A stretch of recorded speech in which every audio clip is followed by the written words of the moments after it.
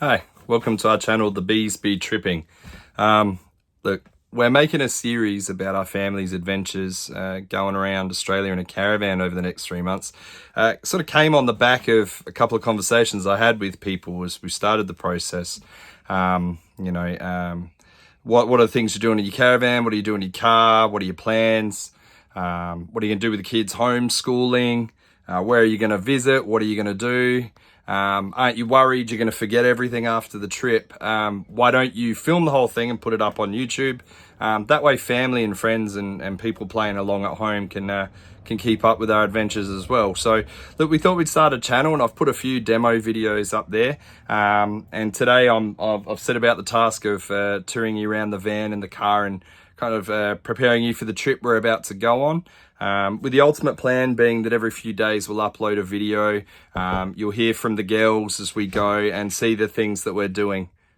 All right, so the trip itself, around Australia where we're going to be going, I think we're making 31 stops. So this is a lot of pulling up and setting up and pulling down. But 31 stops going around Australia, going from here right up the middle to Darwin, going across to sort of Cairns, Port Douglas, Townsville, and then all the way down the east coast, all the way back. We cannot wait to get out of this yucky weather and into some warm weather up north.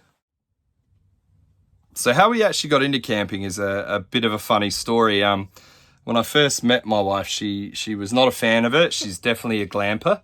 And we had to, I suppose, experience camping as a family and see the positives to it. And once we had a good experience, we got addicted to it pretty quickly. And that's kind of what led to this whole thing.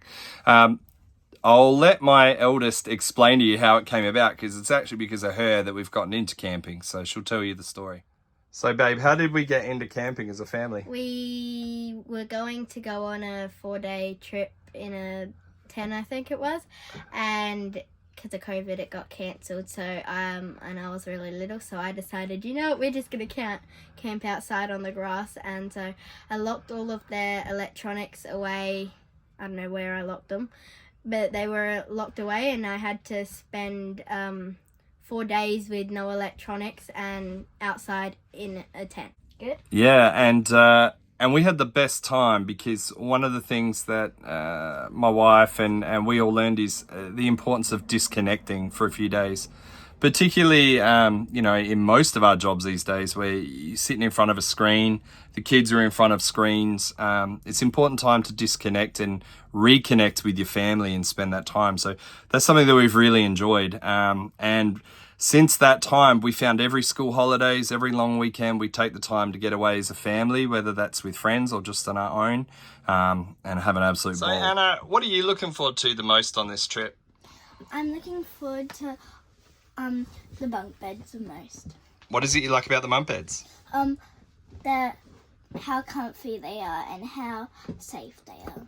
Probably the new experiences. Like what? What swimming experiences? Swimming with dolphins for my mum's birthday, and going on a crocodile boat. All right, so the girls are going to take us on a bit of a tour around the caravan, and then afterwards I'll fill in any of the bits that they missed. So this is our parents' bed. Pretty comfy. This is basically lounge room / table. This is our TV. Miniature TV. What can we watch on the TV?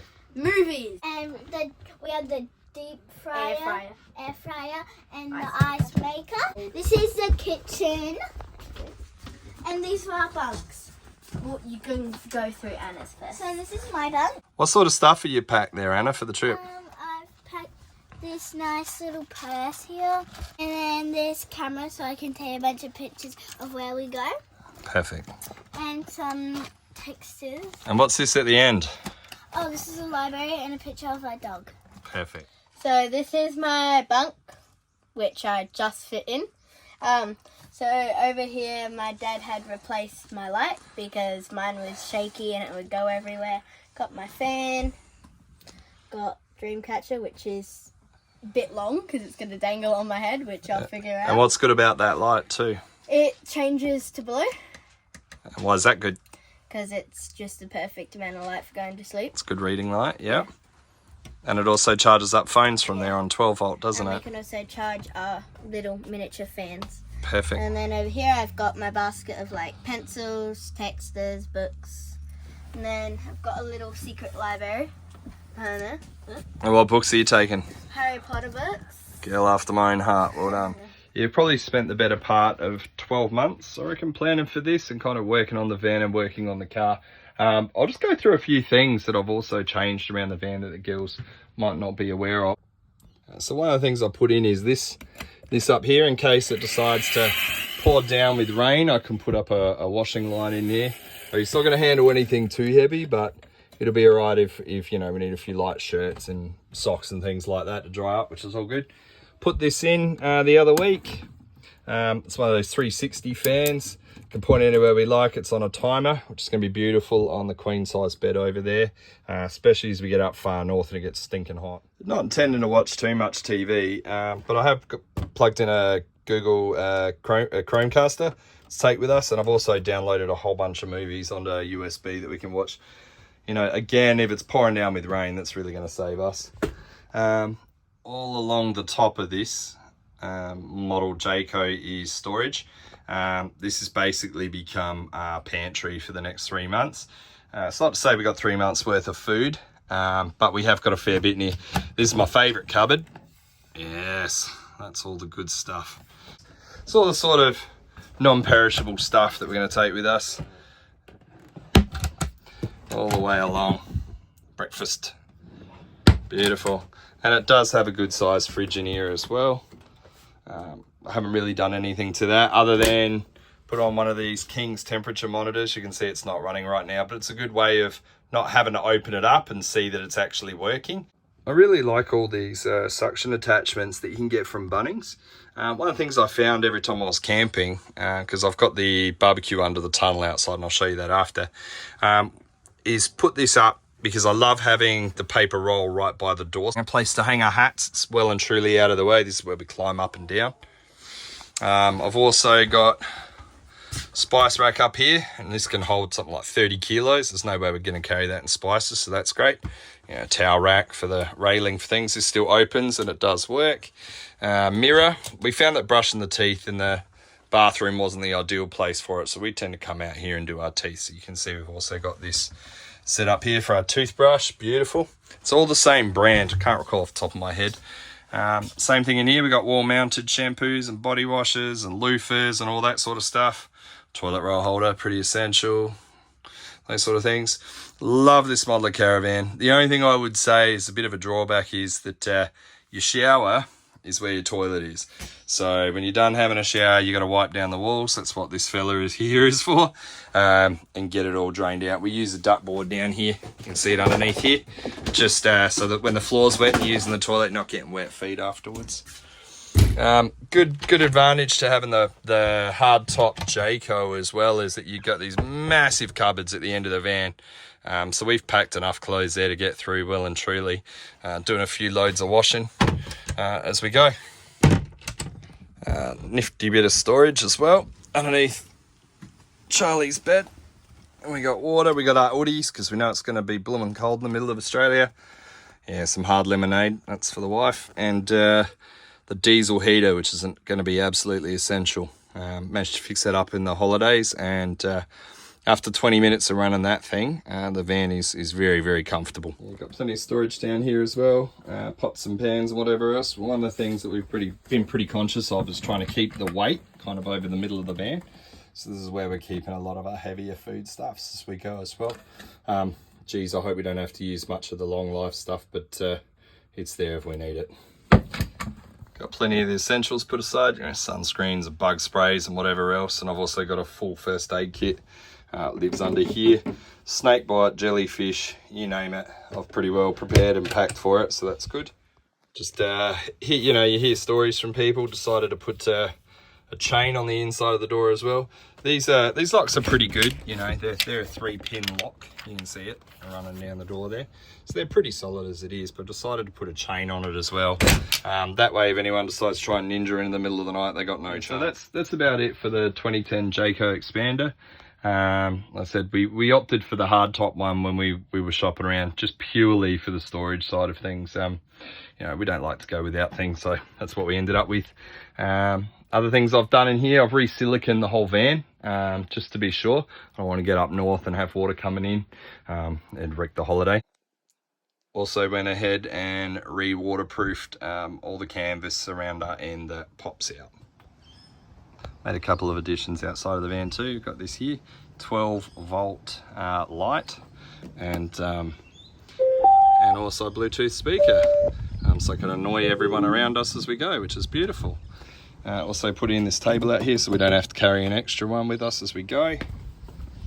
Around the back of the van, put on a bike carrier on the back so the girls can be their little BMX bandits cruising around. Looking forward to that. There it is, Trish the Triton. You know, when we originally got this car, we weren't thinking this is where we were going to head. So over time, we've done a fair bit to it. Shout out to my camping buddy Pete for the recommendations of all the different things we needed to do to it before we go. So given there's only a few days left, we're pretty well packed up and ready to go. So I'll give you a quick tour around what we've done. All right, we got the roof smasher up the front. Got radio for talking to the truckies. You know, the blokes I spoke to said that's a pretty important thing to have on your car. Just more so for communicating with truckies on Channel 40 and knowing if they got a pass you. It can just make your life a little bit easier, apparently. We got some diesel on the roof because it can get mighty expensive, apparently, in the middle of Australia. That's the wife's paddle board and some snorkel gear and different things all tied up on there as well. On the side, I've got the awning to pull out because we will drive onto some beaches as we go. Got these from Kings, good little setup. Girls have got trays. And got all their headphones and stuff kind of already packed. You don't get a lot of cab room in a Triton, but we've made really good use of what is in here. It's quite comfortable. Had the blokes down at Rock 4x4 in Salisbury put on new canopy onto the back, just to make sure that everything's secure in here. Yeah, I put in these into the back. So we're taking a lot of tools with us on the road, so inevitably stuff's going to go wrong and hopefully we're sorted. The other thing we found is we just got sick of taking these out of bags, pulling them out the car, you know, off the roof and getting them out the car all the time. Just a bit easier to chuck them in there without that stuff on. Also to keep the fridge secure because, you know, we'll have some drinky poos in there for sure. We don't want anyone to be able to access. Got emergency jump starters and windows and bug lanterns, extension cords, you name it, I've packed it. Been asked a few times about, you know, what are you going to do with having the kids with you for 3 months, you know, pulling them out of school, how are you going to do their homeschooling? We're sort of cutting down what we're going to do because we know they're going to learn a lot on the road, but there are some things that need to be attended to, you know, reading, writing and maths, namely. So this cupboard here is probably going to be their least favourite cupboard, but it's necessary. So up here we got some packs. Inside of those packs they got maths books they're going to work through. They've got a journal for taking photos each day. They're going to glue those in and then write about what they do. And when we pull up after each bit of driving, the girls are going to work on their maths while we drive around, and when we pull up I'll sit there and I'll tutor them to catch them up on anything they miss. Of course they can do a little bit of reading every night, should be fine. Got to give a few shout outs though. Look, this wouldn't be happening had Carol at work not only given me the time long service leave to take off, but actually be quite insistent that I do it. You know, her words to me were to the effect of, you'll never get this time back and they're going to love it, you need to go. So thank you, Carol, for that. Mum and Dad for looking after the dog while we're gone, Nikki and Andrew and the girls, Mila and Liv for looking after our fish. Everyone at work for putting up with me talking about this, getting hyped for the last 12 months. K-Bats for covering me at work. The wife putting up with me while I plan this out and spend way more money than I thought we would need to get ready for the trip. My kids keep me company in here when I'm working on different things. They absolutely love hanging out here with the old man and getting things done, so that's been good. Adam at Lord and Diesel for doing the work on the car. We got it chipped and a bigger exhaust on it to try and squeeze more power out of Trish, you know, pull this thing around Australia. So cheers for that, Ads. Matt and the blokes down at Rock 4x4 for all the stuff on the car, the UHF, the bull bar, the roof rack, the canopy, all those sort of things. Fantastic set of guys to go down and talk to and get some work done on your car if you ever need it done. If you're looking to get into four-wheel driving or ton something like this. Cheers. All right, well, that's enough for our first intro video. Like I said, we'll try and upload every few days as we go around on our journey, share our experiences with you. You can hear from the girls a lot more, sort of through the context of, you know, eyes of a kid, what works, what doesn't work if you're going on a family trip around Australia. So thank you for tuning in, and we'll see you next time.